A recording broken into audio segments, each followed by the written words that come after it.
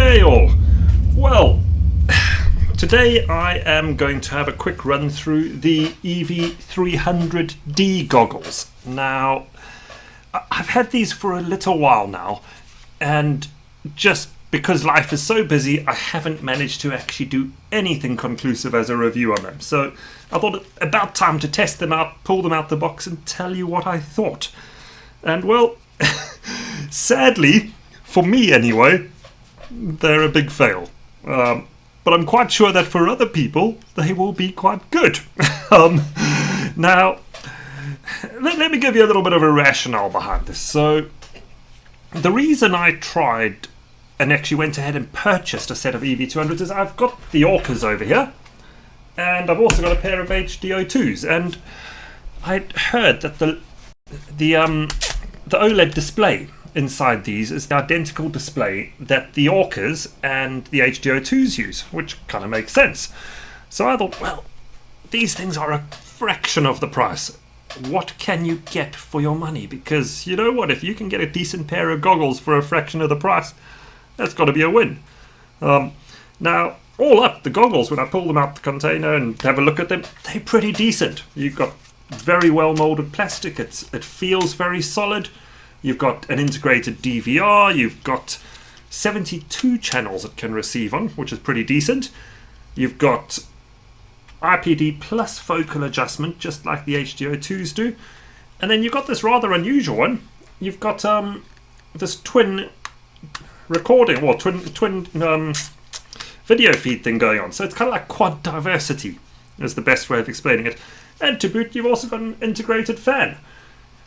What's not to like? Well, as I said, I don't like them. So there's got to be a reason. And two things. And they're minor. One of them is minor. The second one's a problem. So what I don't like straight off is the foam. The foam is just too thin. They're just not comfortable on my face. And it goes as far as when I put these on, I kind of feel like I need to lift them up at an angle. So if I'm looking at that, I feel like they need to sit like that. And they don't sit like that. The foam can't be adjusted because it's so blasted thin.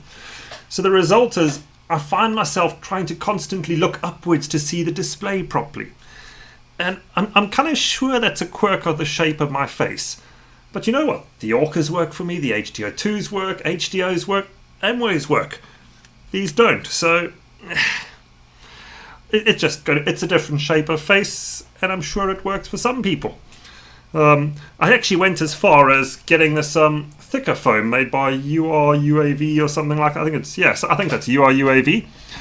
It doesn't work either. It's in both cases it's not comfortable for me. So that's a bit of a shame. But looking past that in terms of the overall optics, and this is where the second issue comes in. So what you got going on here is you got an IPD adjustment, and you got this. Let me hold it near the mic. You hear that ratcheting? So you got quite a grainy step by step to focus in and out.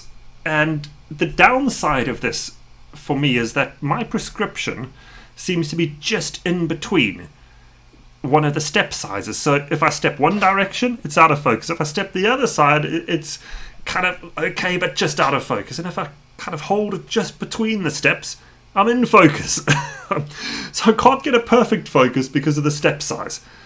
I think I would have preferred a slightly less ratchety device to get it. But, you know, I'm quite stigmatic with my eyes. One eye's short-sighted, the other's far-sighted. I'm, varifocals and all that rubbish now, so it could just be my eyes again. But for me, I can't get them to focus. And this is further exacerbated by the fact that when it's in focus for myself, I get a horrible kind of tunnel vision effect. So it's like I can see the lens or the screens, but I can also see the outline. So if I left that out the way, and you can see you've got the little curves around the lenses. I can also see that at the same time. It feels like I'm looking down a tube.